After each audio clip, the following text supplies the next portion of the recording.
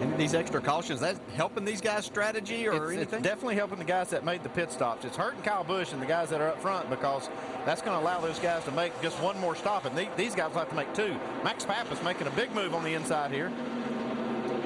Jeff Burton back there in the 29 car has pitted. He pitted on lap 12. I was involved, remember, in the incident, the first caution flag with Wheeler Boys. And he will take the position away because he has fresher tires. It's kind of ironic. The 29 car is who brought out that first caution, and he got down on pit road before the caution flag came out, got his service done, back out on the track, and then when the caution came out, he just stayed out and stole the track position. Yeah, things happen a little differently on the road course, and Jeff just took advantage of the situation that was there for him. Kyle Busch in the 92 car, the Eddie DeHaan Motorsports Toyota, the fourth different car he has driven in 2008. First time he has been in this car. Fairly new team, but doing awfully well here early on, although they have yet to pit here on lap 19.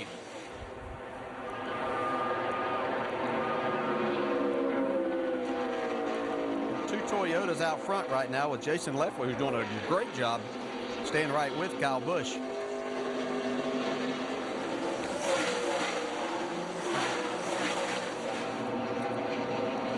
A lot of discussion, we are being told, down in the 92 pit as to when they would pit, and based on their fuel window. Andy, what kind of, if you were a crew chief down there, what would you be thinking about right now if you were calling the shots for Kyle? Well, I'd be thinking I wish I had good enough fuel mileage to pit with those other guys because I'm out here kind of hung out on a limb. Jamie? Well, Andy, that's exactly the point. Jerry Pitts, this is the first time working with Kyle Busch and this whole team, so his idea was to stay out and then he'd have to pit around lap 20. They had to make it to 20 to make it on 2 stops, as you've been talking about. But with the cautions the way they've fallen, these guys are sweating bullets. They just told their driver, come in now. He's coming in as he comes around next time by, guys. So, Jamie, if he pits now on lap 20, then Andy, based on our fuel window, 33 to 34 laps, he'll make one more stop, and that should take him all the way to the checkered flag on lap 82. Yeah, but the problem is he's going to lose all these positions when he makes that green flag stop. And the other guys, if they only have to make one more stop, he'll never be able to make it back up. Yeah, that's providing they can do it in that. Yeah, you would think that they wouldn't have gone to pit road if they didn't think that, but that's a lot of laps that they're going to depend on running under caution, I believe, to make all of that happen. And I hate to use the terms never make it up when you're talking about this guy, Kyle Busch. He's slowing down, 35 miles an hour, headed down pit road toward you, Jamie.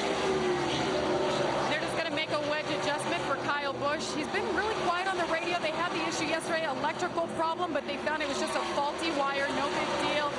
So Kyle Busch in that 92 for DeHaan Motorsports. First time they've run this season, first time that Kyle's ever been with them. We're going to go over, remember, pitting backwards, right side, left side. Now I'm confused on the left side first and then around to the right side for Kyle Busch. And we'll see if this will play into his hands, guys. But Andy, like you said, he's going to lose all of that track position. Get it gathered up, nothing's coming here.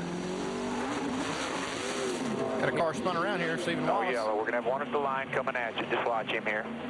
A little bit of damage in that left front, no harm, no foul. The good part on being on a road course is you do not lose a lap. You just lose a lot of valuable time on the racetrack.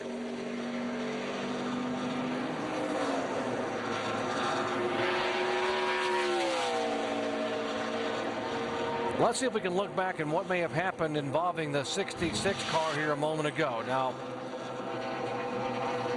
Steven's on the inside of P.J. Jones. It gets into him pretty hard right here.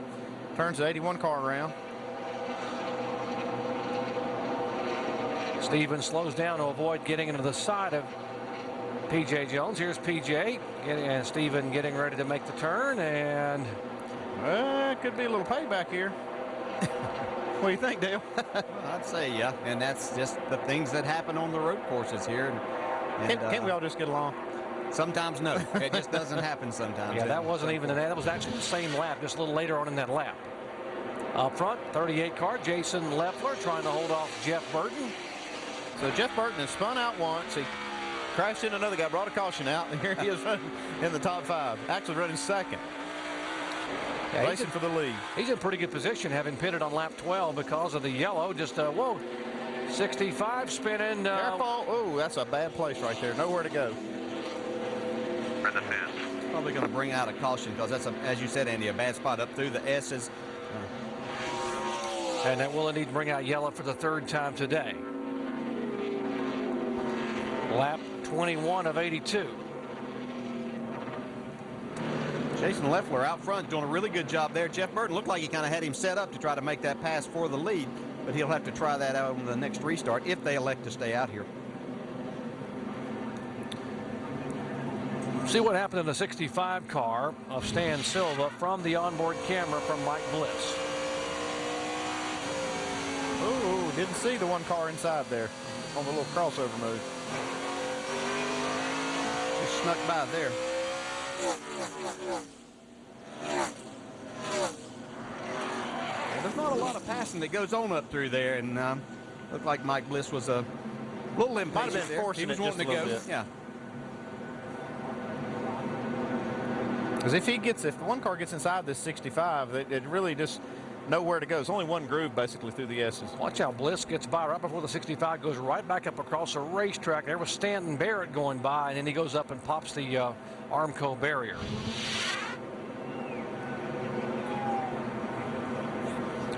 We just joined our coverage. We've had 3 different leaders, 2 lead changes, Dario Franchitti. And before we discuss that, these guys are still a little temper flaring there between P.J. Jones and Steven Wallace.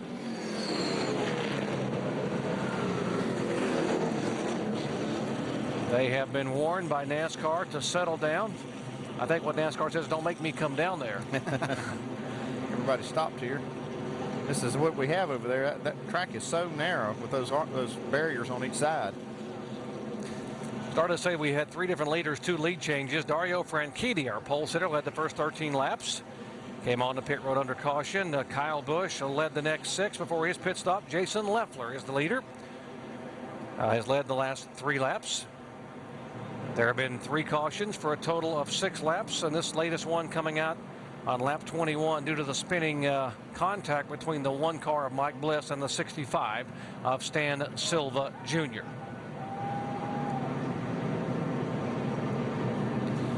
DJ, you talked about the fact that tempers can flare in a hurry on the road courses. Let's listen to the radio here in the 81 car of P.J. Jones. PJ, watch your mirror for the 66. I'm sure he's going to come up and give you a little love tap. If he does, he better be ready. That's all I got to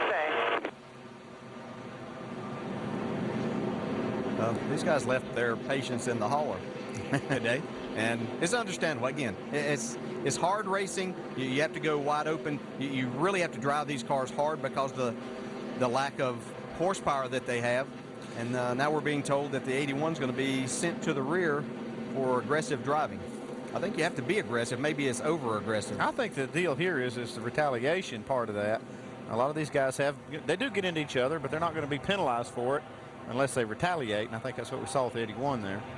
Yeah, and I don't think what happened with Steven to start with was anything intentional. I think he was racing, got himself in a position, and PJ turned down, and then that's what started the whole incident. As we see our lucky dog here. The Aaron's Lucky Dog Free Pass winner, that is the 61 car, Kenny Hendrick. And what that means, folks, if you're not familiar, is he is the first car a lap down, and under the caution, he will get to go back around and go on the lead lap. He'll make up that lap. By the way, currently there are 36 cars on the lead lap. And then Kenny Hendrick. Jason Leffler down pit road. Leffler headed down to make his pit stop here on lap 22. Shannon. Yeah, Doc, Jason Leffler said the car's just a little bit free. They're going to take some air pressure to try to fix that. 4 tires and some Sunoco fuel. And as we move just a little bit down pit road, we have Max Pappas, who's pulling in that number 64 car. He is tight through the S's. This team was planning to come down right before the caution came out. Those guys are going to go to work and move around to the other side of the car, and they're going to take 4 tires for that number 64.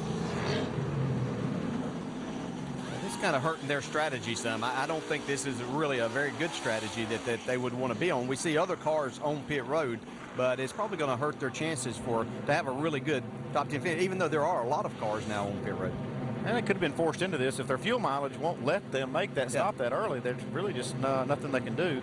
It's kind of in the preparation side of it that you have to really tune these cars up for fuel mileage so you can open up the options. Would an option have been to stay out there to that 30, 32 lap mark, and then the next time you're short pitting so you won't have slowed down too much because you won't have that many laps on your tires? Well, there's a lot of ways to think about it, but really the way to do it is the way the guys did it before with Jimmy Johnson and Franchitti. These guys up front would all be on the same fuel strategy. Jeff Burton having pitted on lap 12, everyone else behind him having pitted on lap 14. Under caution here for the third time. You're watching ESPN on ABC.